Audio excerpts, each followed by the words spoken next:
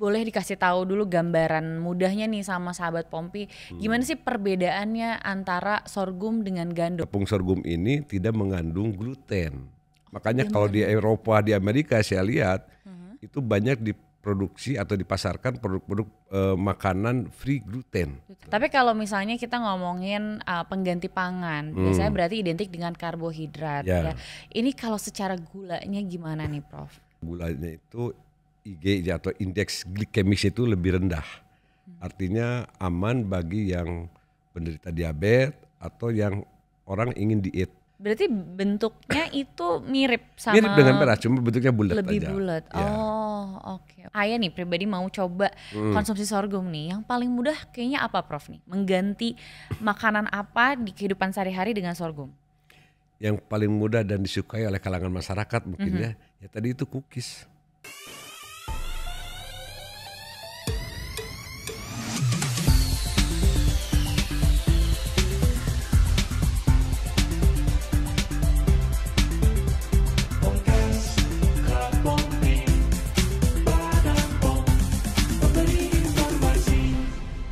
Hai sahabat Pompi, kembali lagi yang pastinya di podcast Klub Pompi. Dan kali ini pastinya dengan episode yang lebih seru lagi, kamu bakal ditemenin sama Ayah dan juga sama narasumber yang keren banget. Dan kali ini kita akan bahas sesuatu yang baru, yang mungkin sahabat Pompi banyak belum tahu nih. Kalau sebenarnya di Indonesia itu kan mungkin sudah terkenal dengan yang namanya gandum, di mana gandum ini bisa jadi salah satu konsumsi pengganti pangan yaitu beras gitu kan.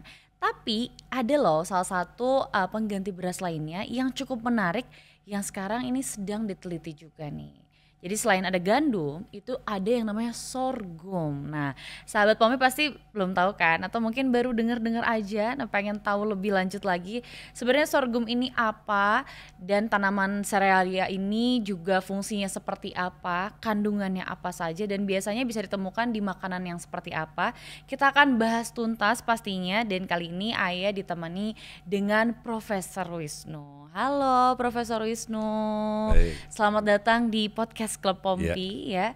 Dan Profesor Wisnu ini selaku dosen bidang keahlian keamanan pangan di Universitas Pasundan. Betul ya Prof ya. Betul. Boleh dong kenalan dulu sama sahabat Pompi ini. Kan mungkin kita pengen tahu gimana sih Profesor Wisnu ini dari anak kuliahan sampai akhirnya hari ini menjadi profesor nih. Yang pastinya juga membahas sorghum ya. Boleh kenalan dulu nih. Baik, sedikit nama saya Wisnu Cahyadi. Kebetulan saya sejak kecil senang seperti berbau kimia lah gitu. Sejak kuliah, kemudian S1 saya ditarik jadi dosen dan langsung disuruh S2 dan S3 langsung.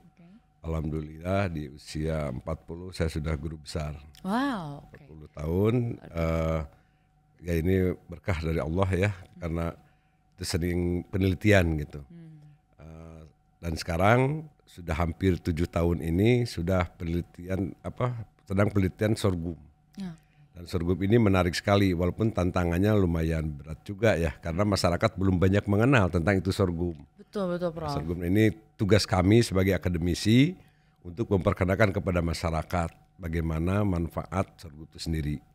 Dan sekarang ini alhamdulillah sudah datang ya, impres kata Presiden sudah keluar tentang masalah sorghum. Saya lihat juga Pak Jokowi sudah menyampaikan, menyuruh jajarannya membuat roadmap tentang sorghum sampai tahun 2024. Saat ini memang Indonesia masih sedikit lah untuk tentang masalah sorghum. Nah ini kan kalau sorghum Profesor Wisnu sudah meneliti selama 7 tahun. Tapi awal mulanya nih Prof, sampai akhirnya ini kayaknya milih sorghum deh yang diteliti. Ini gimana nih ceritanya? Pasti kan mungkin awalnya waktu zaman kuliah mungkin lebih suka secara teknik pangan yang lain. Terus akhirnya sampai berpindah ke sorghum nih, gimana ceritanya Prof? Ya baik, awalnya kan saya lebih cenderung ke bahan tambahan pangan ya. Tapi tertarik ketika saya ketemu dengan Abah Sorghum. Di Kabupaten Bandung itu di Kecamatan Pamumpuk terkenal yang daerah Kampung Sorghum yang dikembangkan oleh Abah Sorghum, seorang pensiunan atau purnawirawan TNI. Beliau sudah hampir 30 tahun lebih ya menggeluti sorghum, tapi hanya sebatas budidaya dan sedikit tentang kehilirnya. Nah, saya tertarik ketika berkunjung ke sana dan saya punya komitmen lah terhadap Abah untuk membantu tentang perkembangan sorghum itu sendiri. Abah Sorghum ini juga sering mendapatkan penghargaan lah dari pemerintah pusat maupun daerah tentang sorghum. Dan ini kalau tanpa bantuan dari akademisi agak lama ya. Alhamdulillah saya sudah bertemu dengan Abah, tapi sekarang beliau adalah almarhum. Beliau memang inspirasi bagi saya gitu, tertarik untuk masalah sorghum. Walaupun ya sebagian orang menyatakan apa sorghum, tantangannya cukup berat, tapi saya justru itu tantangan buat saya. Menarik sekali dan alhamdulillah selama 7 tahun ini saya sudah membuat buku khusus tentang sorghum. Dari hulu sampai hilir, dari budidaya sampai produknya dan sampai ke nilai ekonomisnya. Dan sekarang lagi mau ke edisi kedua gitu ya tentang buku sorghum. Kenapa saya tertarik dengan itu ya memang ini perlu disampaikan kepada masyarakat tentang apa itu sorghum. Jadi awal mulanya dari sana lah ya, selama 7 tahun ini dengan Abah. Jadi dari budidaya sampai pengembangan pembuatan mesin. Nah, karena selama ini mesin-mesin industri sorghum itu kan belum ada secara khusus. Yang ada untuk pertanian kayak padi, jagung dan sebagainya. Nah saya sendiri penelitian tentang riset mesin, perancangan mesin khusus untuk sorghum. Oke, jadi ini benar-benar dari hulu ke hilir loh. Betul. Profesor Wisnu ini udah cinta ini namanya sama sorghum ya. Cinta sekali. Luar biasa banget. Tadinya ketemu Abah Sorghum aja. Mungkin Abah Sorghum jatuhnya seperti konsumen pribadi aja mungkin ya. Buat keluarga, buat sekitar. Betul, mungkin awalnya ya. seperti itu. Dia itu cerita ketika ada operasi apalah di tentara, dia menemukan pohon itu, dia tanam di rumahnya. Dia dikonsumsi sampai sekitar 30 tahun lebih beliau konsumsinya sorghum. Badannya luar biasa tuh, udah tua pun masih sehat ya. Gerakan silatnya pun seperti anak muda. Ya mempraktekkan karena dia konsumsinya sorghum. Gitu. Ini testimoni yang real ya di lapangan. Beliau 30 tahun mengkonsumsi itu. Gitu.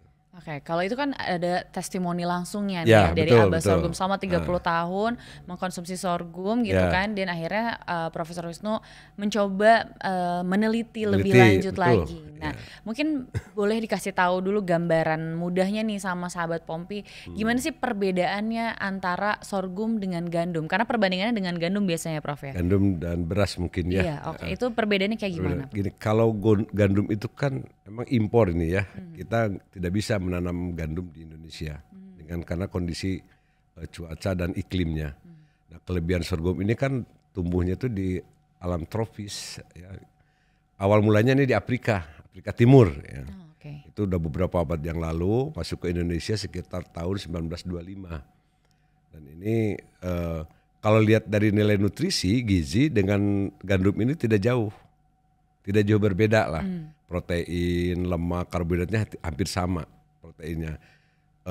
Kelebihan dari gandum ini bentuk dari tepungnya yang sudah dimodifikasi dan mereka sudah punya teknologi yang canggih.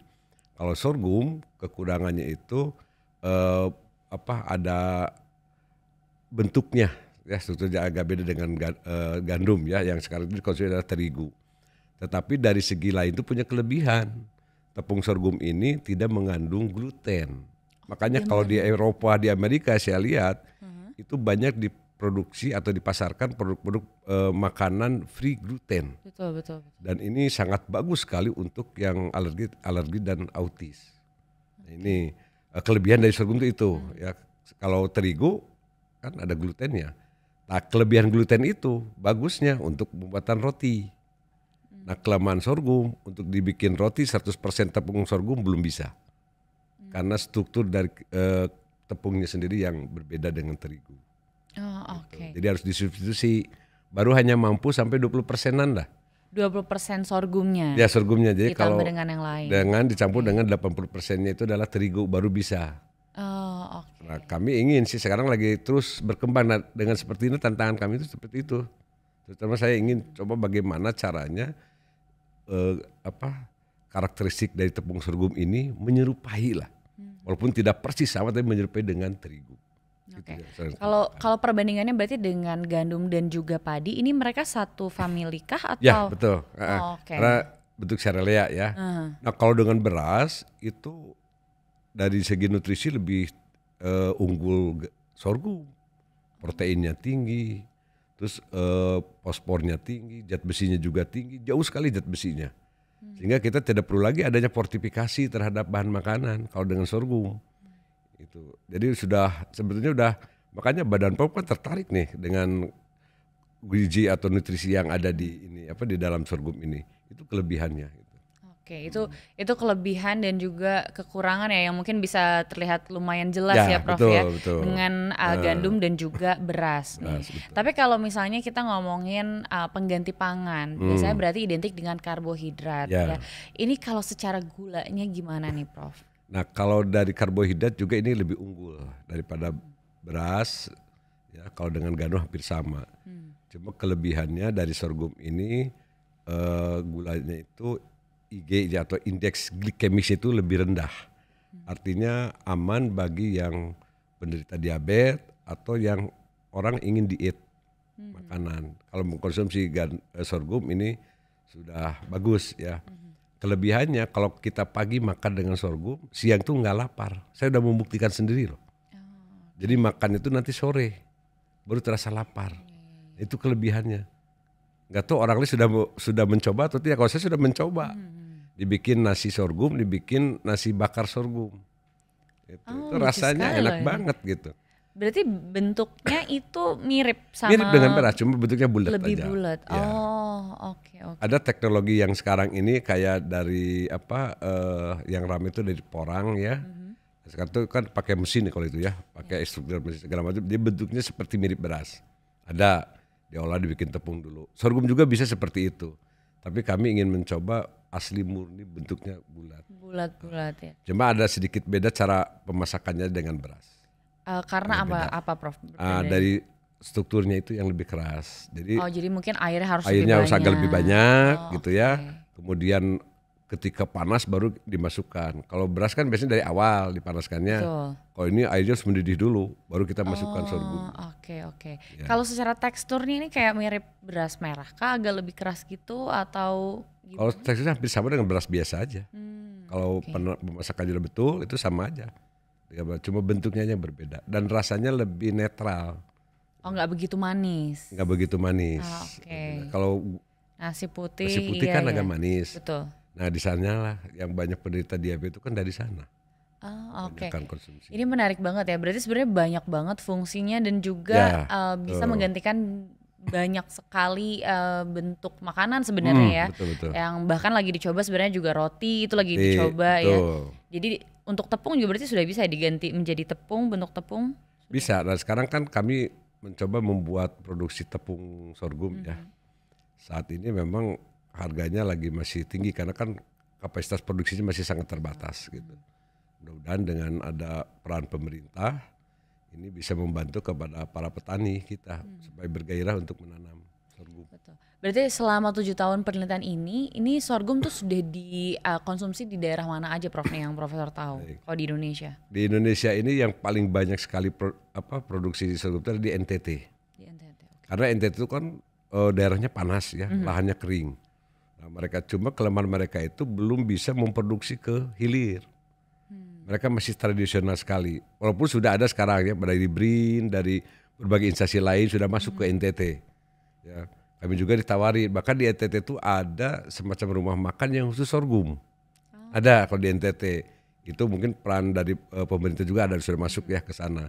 Dan peralatan mesinnya juga sedang dibantu oleh instansi lainnya. Nah, tapi agak terlambat. Padahal udah lama tuh NTT. Pertama sekali di NTT kan yang masuknya itu. Nah kita coba ke Jawa Barat, Jawa Timur. Jawa Timur juga belum begitu banyak ya. Jawa Barat kami coba kembangkan di berbagai kabupaten. Kita usahakan hampir seluruh kabupaten di Jawa Barat ini bisa nanam sorghum. Berarti kalau secara keseluruhan ini udah dari tahun berapa ada penggunaan atau konsumsi sorghum di Indonesia? Di Indonesia ini kalau menurut para peneliti ya dan para ahli sejarah itu masuk ke Indonesia sekitar 1927.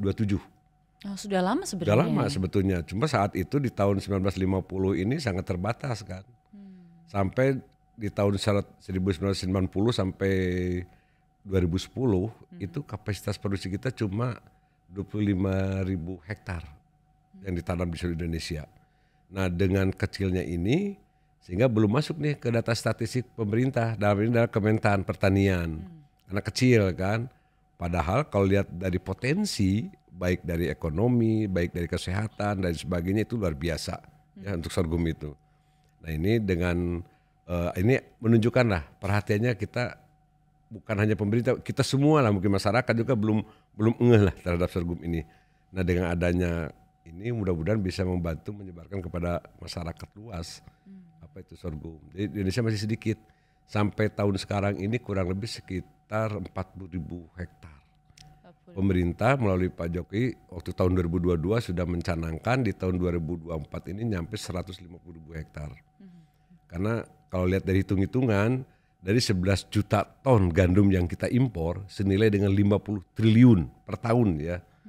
Kita hanya butuh 1,1 juta ton aja lah cukup. Sorghum ya. Nah dari sana tuh kita olah dan itu bisa membutuhkan lahan sekitar 380.000 hektar. Nah kalau itu aja terpenuhi, itu bisa untuk sebagai alternatif ya. Kalau mengganti 100% terigu kita nggak mungkin, karena pasar terigu sudah jelas ya.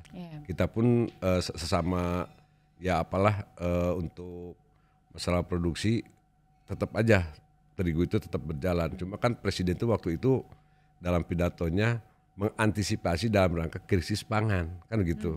Kemarin kita terjadi kan harga mahal. Gandum mahal karena ada perang Ukraina dengan Rusia. Betul.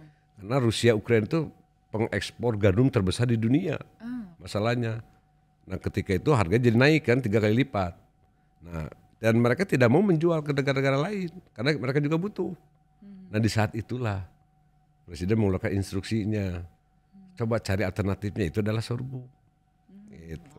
Jadi ini memang menarik banget, dimana sebenarnya sudah tumbuh di Indonesia juga bahkan sudah sudah bagus lama sekali. Dan secara 7 tahun penelitian ini juga sudah banyak makanan-makanan yang bisa dikonsumsi dihasilkan dari sorghum juga ya Prof ya. Jadi berarti tadi sudah bisa dibuat jadi beras sorghum, terus juga tepungnya juga bisa. Kulinernya juga sudah banyak. Ya, ini kalau ini referensi pribadi Prof nih ya. Yang pernah dicoba dari sorghum ini jadi makanan yang paling enak ini apa nih Prof? Baik. Saya peneliti juga dengan mahasiswa mencoba membuat sorghum ya, produk sorghum, walaupun masih ada sedikit tambahan yaitu dari mokaf. Ya, jadi modifikasi cassava flour ya, jadi tepung singkong yang dimodifikasi, kemudian karena ubi ganyong, pokoknya ini non terigu aja. Intinya non terigu jadi semua, tapi mayoritas adalah sorghum. Nah kita pernah banyak bikin mie kering maupun mie basah. Kemudian kita bikin cookies berbagai rasa dan sebagainya. Pie, kemudian brownies nih yang enak itu. Ada brownies, itu rasanya itu sama dengan brownies yang dari terigu. Berarti sebenarnya kalau nggak dikasih tahu mungkin orang nggak akan tahu. Orang nggak akan tahu ini adalah dari sorghum. Nah, kelebihannya itu kan untuk yang diet, untuk yang diabetes kan aman. Nah saya juga mencoba gulanya jangan pakai gula tebu. Ada gula kong, gula singkong, dan gula sorghum. Nah ini penelitiannya. Nah selama ini saya mencari peluang-peluang pasar ya keluar sampai bertemu dengan tokoh kuliner di Jawa Barat, di Bandung. Kita akan ada kerjasama untuk mencoba memperkenalkan ini sorghum. Pertama sekali di Bandung akan saya coba membuka di skema integrated farming yang punyanya Kota Bandung, Dinas Ketahanan Pangan dan Pertanian Kota Bandung. Ada lahan 14 hektar, kita akan buka di sana untuk membuka kuliner berbahan baku sorghum. Tuh sahabat Wampi, jadi ini sebenarnya makanan yang dihasilkan dari sorghum bahkan udah enak-enak banget ya. Udah enak. Mie, terus juga brownies. Cookies. Jadi sebenarnya semua yang diolah biasanya dari tepung gitu ya, dari beras itu sebenarnya bisa ya. Bisa. Prof ya, digantikan oleh sorghum. Ya, ada di Jawa Barat itu ada khas makanan teng-teng. Itu kan dari padi. Ya. Nah, kita juga bikin dari sorghum. Rasanya luar biasa. Terus bikin serealnya, bikin pop sorghum namanya. Kalau ini kan popcorn ya, ini kita pop sorghum. Rasanya luar biasa. Ini ada menarik Mbak, saya punya teman, beliau seorang dokter, istrinya, nah, anaknya itu autis. Nah, membaca tentang sorghum, nah akhirnya datang ke rumah saya, cerita, Dan nih saya punya produk, saya kasih pop sorghum, kasih beberapa produk lah, cheese stick sorghum dan sebagainya. Dan ternyata dikonsumsi oleh anaknya itu autis, aktivitas itu berkurang. Artinya bagus sekali, memang betul apa yang disampaikan dalam teori ya, dalam literatur, dalam jurnal dan sebagainya itu bagus untuk yang autis, betul. Oh bahkan seperti bisa mereda emosi. Nah betul, ya. Ini Ini kaget sampai telepon, ya udah, ini rekomendasi dari saya, kesini aja belinya. Saya kasih rekomendasi ke UMKM-nya itu. Oke. Ini menarik sekali ini. Oke, berarti memang karena ada kandungan-kandungan atau nutrisi-nutrisi yang mungkin lebih baik ya, Nah Prof, betul, ya. dan non glutennya itu kan, gluten itu biasanya alergi ya untuk yang autis, dan itu Oh oke, berarti kalau secara nutrisi dari beras dan juga gandum itu mungkin bisa dijelaskan sedikit Prof nih, lebih baik di bagian apanya? Apa mungkin Prof yang tahu itu gimana Prof? Apanya, perbandingan antara sorghum, gandum dan juga beras nih, secara nutrisinya nih, kelebihannya. Kelebihannya itu kan dari gulanya, Oke. lebih rendah, dan non glutennya itu free gluten. Mbak boleh searching ya di Amerika atau di Eropa itu sudah banyak, dan sekarang ini masyarakatnya itu sudah suka terhadap produk yang free gluten. Ya, harganya cukup lumayan sih. Di kita juga ada dijual cookies sorghum, harganya masih mahal. Ya hanya orang tertentu. Dan memang saya lagi kemarin beberapa waktu yang lalu penelitian tentang segmen pasarnya. Nah kita kemana arah segmen pasarnya? Ya, kerjasama dengan salah satu perusahaan di Jakarta, dia nanti akan dibagi optaker. Nah kita akan coba ke pasarnya itu penderita penyakit hal yang bisa bukan disembuhkan ya, artinya dikurangi lah dengan mengkonsumsi sorghum. Kita sudah punya datanya dari darah tinggi, dari diabetes, dari autis, dari stunting dan sebagainya, kita sudah data itu. Oke, berarti ini juga lumayan membantu menekan angka penyakit yang disebabkan oleh gula ya, Betul. Prof ya, mungkin juga kandungan-kandungan yang biasanya ada kurangan gizi misalkan. Betul, gitu, iya. Oke. Nah kalau tadi kita bahas gula sedikit nih, kan kadar gulanya lebih rendah. Nah Betul. ini kalau misalnya penggunaan gula dari sorghum itu biasanya bentuknya cairan kah, bubuk, atau mungkin sudah bisa kristal atau seperti apa? Selama ini saya baru penelitiannya ke cair ya, ke cair, gula cairnya. Karena saya sudah mencoba penelitian dikristalkan, memang terbentuk kristal, cuma sayangnya di sana harus menggunakan bahan lain ya, untuk membantu proses kristalisasi, yaitu sukrosa. Dan saya lagi mencari juga kira-kira jenis gula apa yang bagus untuk kristal tapi kandungan gulanya masih rendah. Ya. Ini lagi baca-baca, dan ini insya Allah tahun ini akan coba kita lakukan riset kerjasama dengan BRIN ya, yang untuk membantu dari peralatannya. Kemudian peralatannya Mbak, peralatan mesin-mesinnya juga kan pemerintah menyampaikan dari hasil produksi sorghum itu hanya mampu 51% menghasilkan beras sorghum. Nah dengan dasar itulah saya mencoba merancang mesin bagaimana supaya di atas 80%. Alhamdulillah sekarang kami rancang mesinnya itu dari gabah sorghum itu bisa mencapai 92% biji sorghum yang sudah disosok gitu. Jadi beras. Oke. Karena itu mesin. Nah inilah yang akan kita coba terapkan di masyarakat. Kemarin kita baru kirim ke Mojokerto kerjasama dengan PT Multibintang Indonesia. Beliau sangat aware sama care terhadap para petani di sana. Dibantulah. Nah kita coba rancangkan, kita buatkan. Insya Allah dalam waktu dekat ini kita akan ke Mojokerto. Berarti sebenarnya tahun ini bahkan sudah semakin luas ya penyebarannya, betul, ya. Konsumsi dan juga penanaman sorghum sorghum ini. Jadi memang sebenarnya mungkin sudah bisa jadi solusi baru untuk orang-orang yang mungkin mau mengkonsumsi pangan pengganti ya Prof ya, dengan kadar gula yang lebih rendah, yang lebih sehat, dan juga tadi mungkin untuk orang-orang pengidap autisme gitu kan ya, itu juga ternyata jauh lebih baik. Nah ini seru banget karena ternyata banyak yang sudah bisa diolah dari sorghum ya. Nah kalau misalnya Ayah nih pribadi mau coba konsumsi sorghum nih, yang paling mudah kayaknya apa Prof nih? Mengganti makanan apa di kehidupan sehari-hari dengan sorghum? Yang paling mudah dan disukai oleh kalangan masyarakat mungkin ya tadi itu cookies. Oke. Berarti Apakah mulai dari brownies, cemilan dulu mungkin ya. Kalau beras kan mungkin orang tertentu ya, anak-anak sekarang kan beras agak kurang juga ya, beras nasi bakar segala macam kan masih ini. Ya, nah kita coba supaya seluruh lapisan masyarakat tuh bisa mengkonsumsi itu. Oke, berarti kayaknya yang paling mudah buat bisa dicoba dulu itu snack-snacknya. Snack-snacknya Ya. betul. Itu Kayaknya ada yang menarik sih, ada cheese stick sorghum kayaknya enak. Nah, cheese stick sorghum. Nah yang lucunya ada, saya coba sebar ke mahasiswa, bikin pop sorghum dan cheese stick. Nah mereka suka gitu dengan rasa yang rasakan bisa kita mainkan lah ya, Iya, ada betul. asin atau rasa kir dan sebagainya lah. Tapi berarti teksturnya pun tidak ini ya, Tidak keras. tidak mengganggu Betul, tidak gitu mengganggu. ya. Oh, oke. Kata orang Sunda itu menjadi dedeyeun. Dedeyeun itu Kepengen lagi, kepengen lagi. Iya. Iya. Jadi kalau kita sambil nonton, makan itu, anak saya paling suka. Lupa, tiba-tiba udah habis gitu dalam Ya saking ampun. enaknya gitu. Oke, Bikin berarti pop memang sorghum namanya. memang tidak ada perubahan yang cukup signifikan. Akhirnya sebenarnya tidak mengganggu ya untuk iya. kita yang mungkin sering mengkonsumsi snack-snack yang dihasilkan dari tepung, beras gitu ya, iya, gandum. betul. Sebenarnya kalau diganti sorghum ini menarik banget loh ya, sahabat Pompi. Jadi harus dicoba ya. Ya. Dari cookies dulu bisa ya, brownies. Wah, ini Kita menarik. bikin tempenya bagus sekali. Rasanya sama dengan tempe dari kedelai. Oh, bisa juga. Bisa dibikin tempe, dibikin kecap. Sudah ada penelitian, bahkan sudah dipublikasi di jurnal internasional. Sudah saya publikasi. Makin banyak juga nih berarti ya yang bisa Iya. digantikan ya sama sorghum. Oke. Nah berarti kalau misalnya dari tingkatan persentase di Indonesia yang sudah mengkonsumsi sorghum mungkin ada berapa persen? Nah ini yang kalau melihat dari data jumlah penderita penyakit tertentu masih sangat jauh, Mbak. Masih sangat jauh dan konsumsinya juga masih sedikit.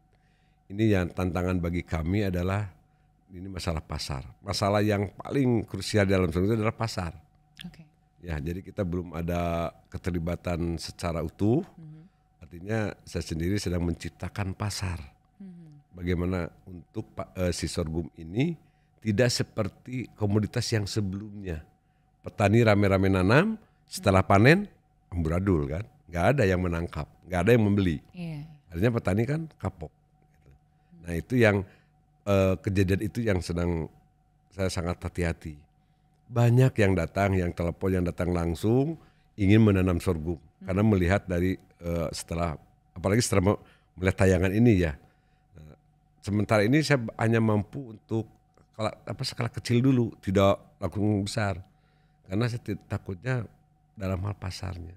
Berarti, Kami itu Oke, berarti sebenarnya tantangannya bahkan yang terbesar sekarang adalah pasar betul, Mbak. sorghum. Masih sangat terbatas sekali. Betul. Karena mungkin juga belum begitu banyak ya yang Ya, teredukasi betul, mengenai edukasi. sorghum ini gitu kan. Jadi Ya. mungkin sahabat Pompi yang nanti nonton podcast kali ini nih untuk tentang sorghum mungkin bisa dicoba ya Prof ya. Ya, betul. Bisa cari tahu lebih lanjut Betul. lagi tentang sorghum. Jadi kalau memang ternyata masalahnya kali ini ada di pasar sorghum Pasarnya. nih. Kalau Profesor melihat masa depan sorghum nih, ini bagaimana nih dengan kendala yang ada dan juga Ya. mungkin selama penelitian ini mungkin ada hal-hal yang memang masih sulit. Nah itu Ya. bagaimana?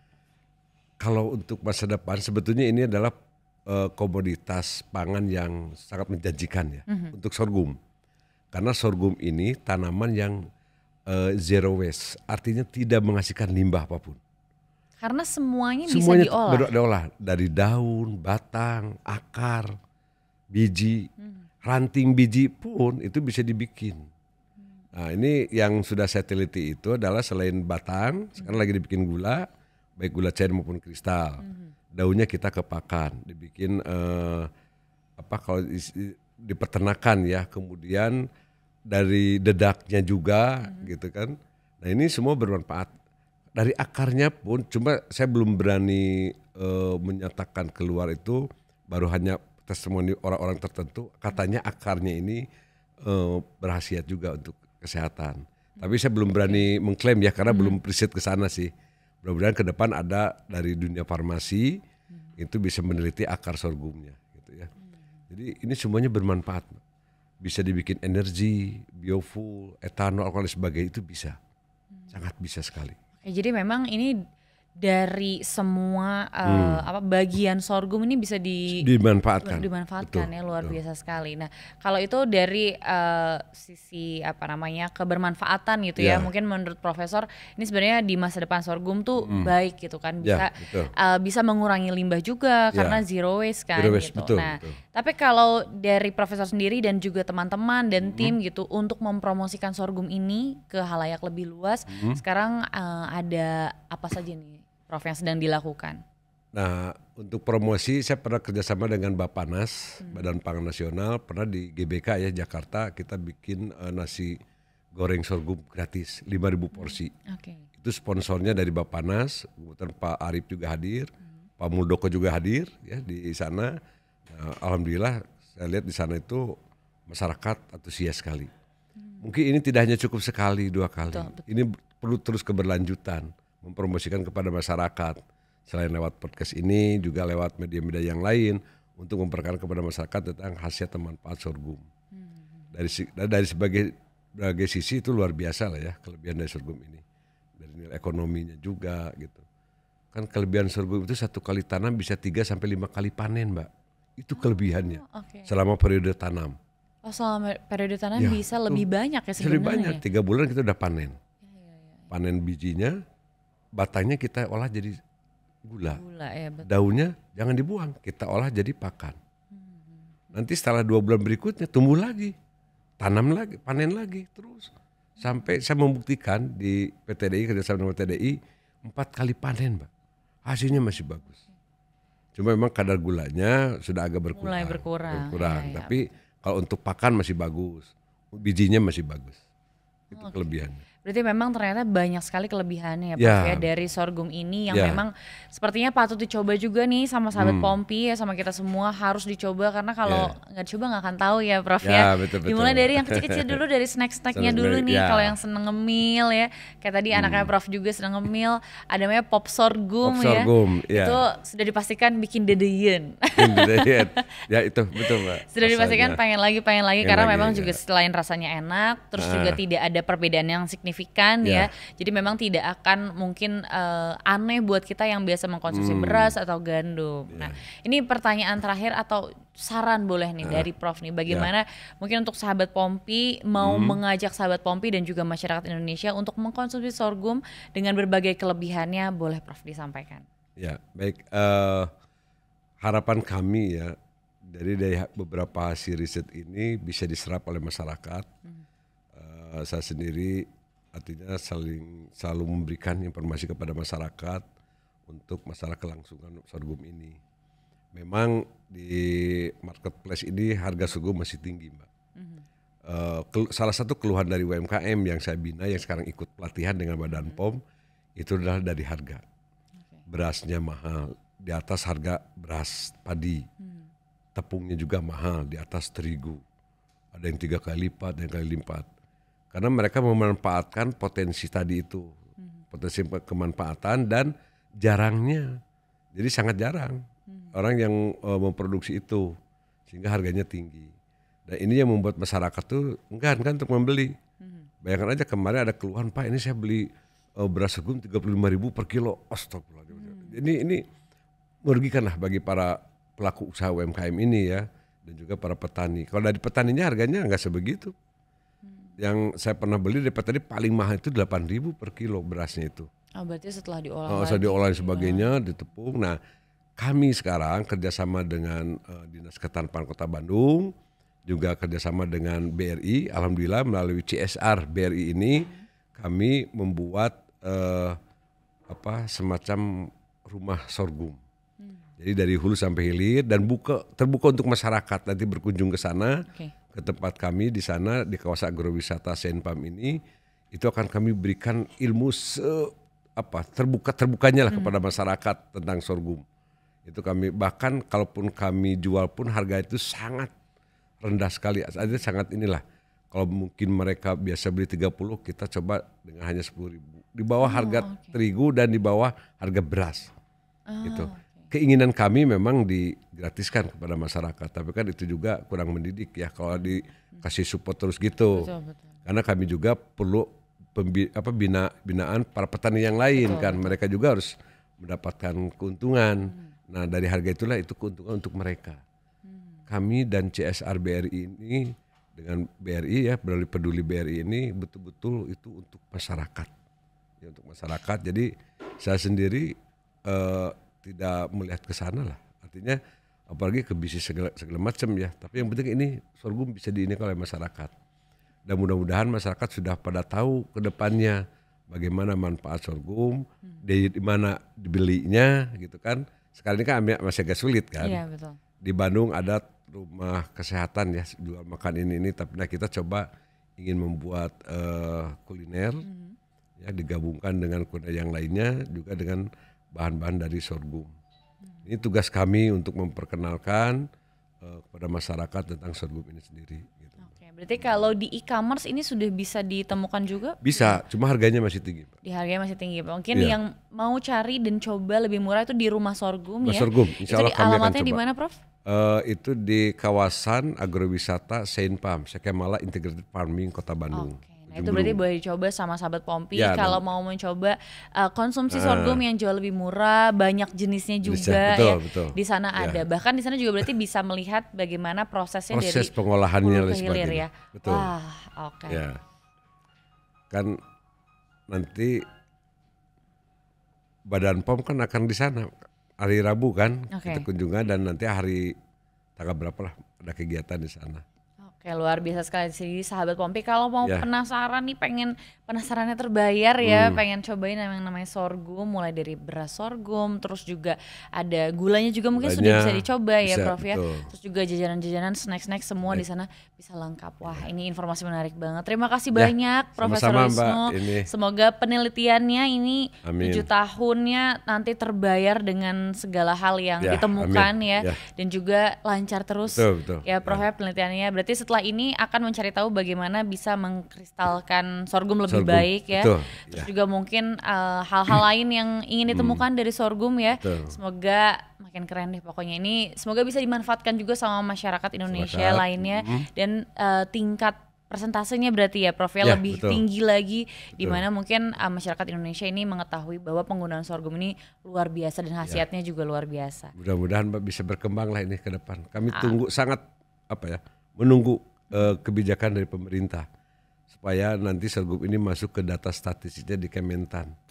Karena selama ini belum, karena mungkin masih kecil. Betul. Karena perhatian kita belum ke sana. Mudah-mudahan ke depan semua stakeholder, apakah itu dari Kementan atau dari semualah lembaga-lembaga pemerintah, bisa ikut gabung bersama-sama dengan perguruan tinggi ya, akademisi, dengan pengusaha sebagai off-taker, itu bisa untuk sama-sama mengembangkan sorghum. Amin. Kami lagi coba mencari off-taker yang tepat untuk sorghum ini. Semoga lancar-lancar ya Prof Amin, ya. mudah-mudahan Berarti abis ini doanya, Ayah Mbak. dan juga sahabat Pompi akan ke rumah sorghum. Ya, insya Allah ditunggu. Kita coba nanti ke sana, sorghumnya ya. Baik, terima kasih Ya, banyak sama-sama, Profesor Mbak. Wisnu. Ya. Sukses dan sehat selalu. Amin.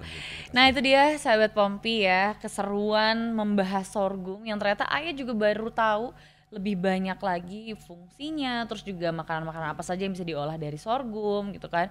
Jadi kalau misalnya sahabat Pompi yang mungkin bertanya-tanya apa itu sorghum gitu kan, terus juga manfaatnya, perbedaannya seperti apa, nutrisinya bagaimana, itu bisa ditonton pastinya sampai habis ya. Jangan lupa ya di YouTube dan juga Instagramnya Klub Pompi ya. Pastikan follow Instagramnya di @klubpompi.bepom dan juga download aplikasinya di Bepom Mobile. Dan sampai ketemu lagi di podcast lainnya, bahas yang seru-seru juga.